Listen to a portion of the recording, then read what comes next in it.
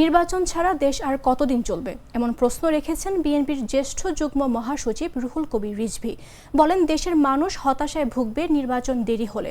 মানুষ চেয়েছে অন্তর্বর্তী সরকার অবাধ সুষ্ঠু নির্বাচন করবে।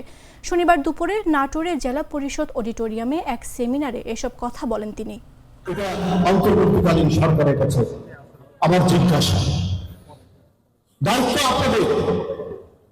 আমরা দেশের জনগণ শেখ হাসিনার পতন দেখতে চেয়েছে এবং ভালো একটি সরকার দেখতে চেয়েছে। আর বলা হচ্ছে অন্তর্বর্তীকালীন সরকার, এই সরকার একটা অবাধ সুষ্ঠু নির্বাচন অনুষ্ঠিত করবে।